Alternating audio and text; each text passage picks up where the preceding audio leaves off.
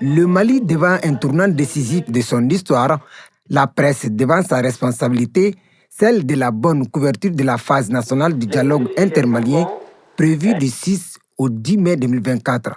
À la veille de cet événement majeur, un atelier d'information et d'échange a été initié ce jeudi 2 mai à Bamako par le comité de pilotage pour outiller les journalistes par rapport aux différentes techniques de reportage en vue de la couverture médiatique des travaux de ces assises. Et ce n'est pas fortuit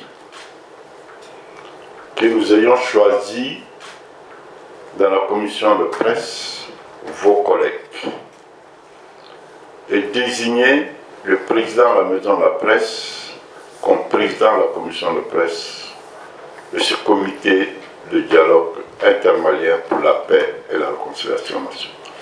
Pour la réussite de ces concertations, le pays devra faire face à plusieurs défis, notamment ceux de la désinformation ou les fake news, les réseaux sociaux, mais surtout le contexte politique actuel.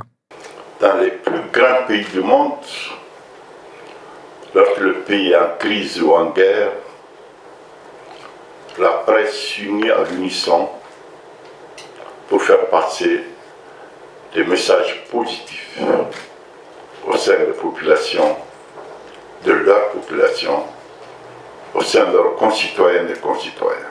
Support et outils de communication permettant la diffusion d'informations, les médias ont un rôle important dans la gestion d'un conflit. Cela passe par la collecte, le traitement et la diffusion de l'information suivant l'éthique et la déontologie du métier du journalisme.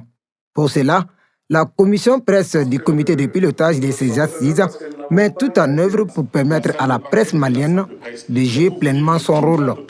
Personne ne sera chassé, mais comprenons que pour les cérémonies d'ouverture et de clôture, laissons place à ceux qui ont été choisis, non pas parce qu'ils sont les meilleurs, mais parce qu'il fallait choisir. C'est vrai que nous avons invité 60 médias et je suis persuadé qu'il y a la centaine, d'autres sont dehors. Compte tenu de l'importance de ces discussions entre les Maliens, les journalistes ont massivement répondu à l'appel de la commission de communication du comité de pilotage des pourparlers entre Maliens. Nous étions en face des doyens de la presse qui ont blanchi sous les harnais, qui s'y connaissent mieux, qui ont l'expérience de plusieurs événements majeurs de ce genre. Et donc je pense qu'à l'issue de l'exercice que nous venons de terminer, il y aura moins de difficultés pour les journalistes dans la couverture des cérémonies attendues. Et je retiens que la commission travaille, œuvre pour que le dialogue se passe bien. Parce que des journalistes outillés pourront mieux informer leur audience et le message passera. Pour faire le dialogue, des mots sont choisis. Donc le journaliste doit être outillé pour mieux informer son audience.